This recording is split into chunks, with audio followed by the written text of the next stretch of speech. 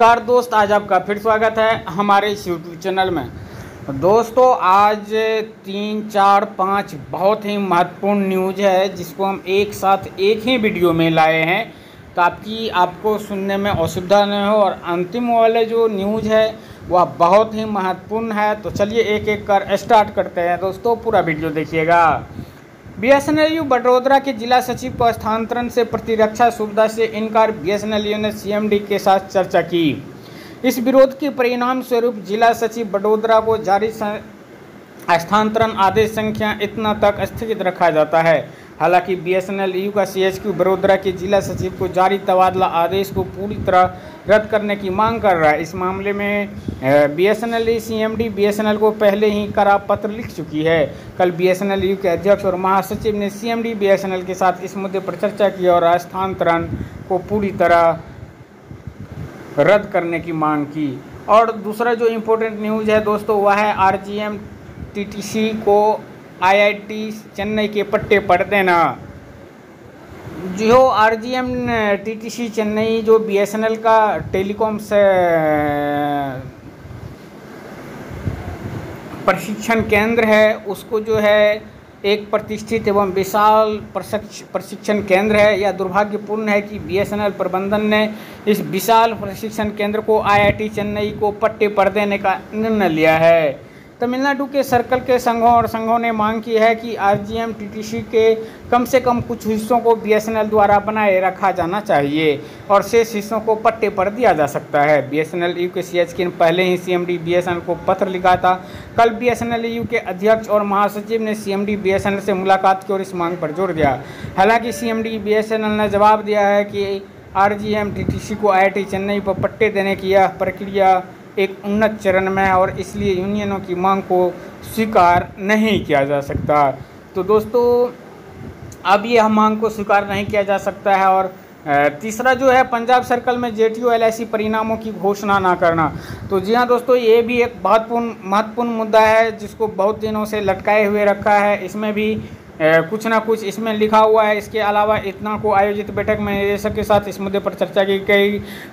फिर कल दिनांक 13/6 को बीएसएनएल के अध्यक्ष महासचिव ने इस मुद्दे पर सीएमडी से गंभीरता से चर्चा की है। अब वहीं हम दोस्तों दूसरे न्यूज़ की हम बात करें तो इसमें भी बीएसएनएल द्वारा गठित प्रयासों के कारण विशेष जेटीयू एलआईसी का आयोजन 18/12/2022 को किया गया था। हालांकि स्पेशल जेटीयू एलआईसी पास करने वाले अधिकारियों के ट्रांसफ़र को लेकर प्रबंधन ने नियम 8 के ट्रांसफ़र को लेकर कड़ी शर्त लगा दी है। बीएसएनएल ने पहले ही सीएमडी बीएसएनएल को पत्र लिखकर मांग की है कि विशेष जेटीयू एलआईसी के तहत पदोन्नत अधिकारियों को आपसी हस्तांतरण से इनकार नहीं किया जाना चाहिए। कल बीएसएनएल के अध्यक्ष और महासचिव ने सीएमडी बीएसएनएल से मुलाकात की और इस मांग को उठाया। सीएमडी बीएसएनएल अप्रतिबद्ध बने रहे। बीएसएनएल इस मुद्दे को उठाना और इसका समाधान जारी रखेगा। प्रशिक्षण अवधि के लिए ईपीएफ कवरेज और उसे पेंशन के लिए गिनना। सीएमडी बीएसएनएल ने 1 या 2 दिन के भीतर निपटान का ये भी बहुत ही इम्पोर्टेंट न्यूज़ है दोस्तों। बीएसएनएल इंडक्शन ट्रेनिंग के अवधि के लिए ईपीएफ कवरेज के संबंध में कॉर्पोरेट कार्यालय के आदेश को लागू करने के लिए प्रबंधन पर लगातार दबाव बना रहा है।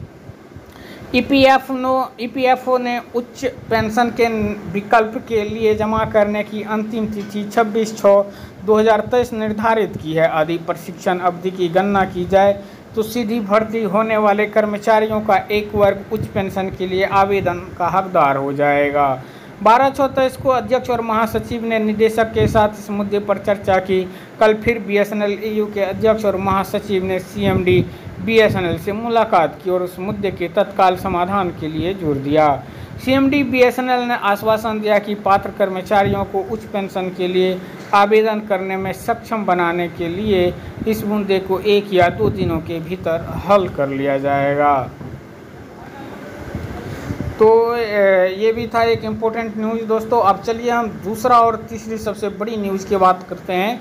बीएसएनएल के अध्यक्ष और महासचिव ने श्री पीके पुरवार सीएमडी बीएसएनएल से कल दिनांक 13/6/23 को मुलाकात की और बीएसएनएल के पुनरुद्धार से संबंधित प्रमुख मुद्दों पर चर्चा की। बीएसएनएल द्वारा तीसरा रिवाइवल पैकेज 4G और 5G लॉन्चिंग।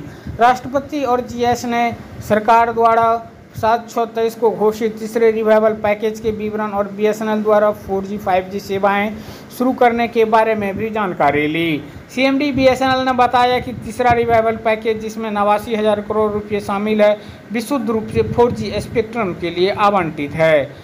बीएसएनएल की 4G विशुद्ध 5G पैकेज में 89,000 करोड़ रुपये शामिल है, विशुद्ध रूप से 5G स्पेक्ट्रम के लिए आवंटित है। बीएसएनएल की 4G लॉन्चिंग की स्थिति के संबंध में सीएमडी बीएसएनएल ने निम्नलिखित कहा। बीएसएनएल 4G सेवा मुहैया कराने के लिए 1 लाख साइट खरीद रही है। ये सभी 1 लाख साइट 5G अपग्रेडेबल भी है। इनमें से 80% की आपूर्ति टीसीएस द्वारा की जाएगी और शेष 20% की आपूर्ति एटीआई के द्वारा की जाएगी। इन उपकरणों की आपूर्ति अक्टूबर 2023 में शुरू होगी। इसे पूरा होने में 1 साल का समय लगेगा। तो आप देख सकते हैं दोस्तों, 4G अभी भी बहुत जल्द शुरू होने वाला नहीं है। बीएसएनएल के अध्यक्ष और सी के परिवार ने प्रमुख मुद्दों पर चर्चा की।